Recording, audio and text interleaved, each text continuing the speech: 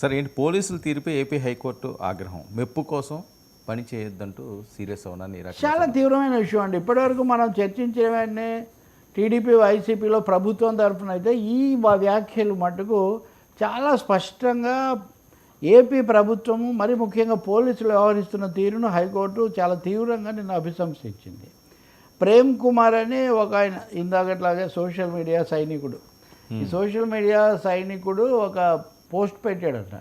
గుంతలు పూడ్చాలి అంటే వైసీపీ జగన్ హయాంలో గుంతలు ఎక్కువగా పడిపోయి రోడ్లు వేయలేదని కదా, వీళ్ళు మేము పూడుస్తాము అన్ని బాగు చేస్తామన్నారు, కానీ గుంతలు పూడ్చాలంటే టోల్ గేట్ కట్టాలి అని ఆయన ఒక నాటకం పెట్టాడంట. సో ఇది ప్రభుత్వం యొక్క ప్రతిష్టకు భంగం కలిగిస్తుందని ఆయన మీద కేసు పెట్టి ఆయన అరెస్ట్ చేస్తే సంథింగ్ లైక్ దట్. ఇంకా చిన్న చిన్న వివరాలు వదిలేయండి, ఆయన కూతురు కేసు వేశారు. సో 1-2 సార్లు హైకోర్టు దీని మీద చర్చ జరుపుతున్నా అవ్వలేదు. నిన్న వాళ్ళు చాలా తీవ్రంగా ఆగ్రహించారు. అసలు మీరు ఏంటి నాటకాలు, ఇప్పుడు అక్కడ మనం కునాల్ కర్మది కూడా మాట్లాడాం, మీరు నాటకాలు వేసినా వ్యాఖ్యలు చేసినా లేకపోతే ఏమైనా విమర్శలు చేసినా వెంటనే తీసుకెళ్ళి అరెస్ట్ చేస్తారా?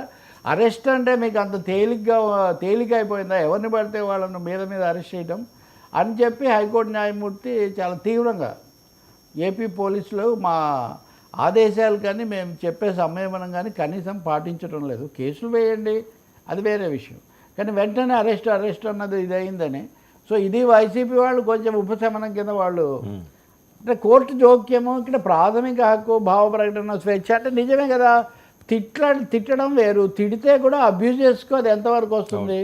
ఒక ముఖ్యమైన టీడీపీ లీడ్ నాయకుడు కూడా నాతో అంటున్నాడు, అది పోసాని కృష్ణమురళి దగ్గర నుంచి రవీంద్ర అందరికీ వర్తిస్తుంది. అది తిట్టిన దానికి మ్యాక్సిమం భారత కొత్తగా వచ్చినది న్యాయ సంహిత ప్రకారం మ్యాక్సిమం 3 ఏళ్ళు పడే వాళ్లకు తప్పకుండా మీరు కోర్టులో హాజరుపరిస్తే వాళ్ళకి బెయిల్ కూడా ఇస్తారు, ఏది విచారణ పూర్తయ్యే వరకు.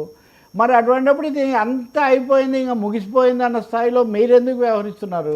ఇది ఎందుకు ఇలా క్లైమాక్స్ పరాకాష్ఠకు తీసుకుపోతున్నారు అనే ఒక సందేహము అసలు అధికార పార్టీలోనే వచ్చింది. కానీ దానికి తగినట్టే న్యాయస్థానం కూడా ఇది 2వ 3వసారి, ఒకసారి గతంలో విడుదల చేశారు, ఇప్పుడు ఇతన్ని కూడా విడుదల చేయాలి, ఇలా మీద పోలీసులు హద్దు మీరి వ్యవహరిస్తున్నారు అన్న పద్ధతిలో వాళ్ళు చెప్పారు.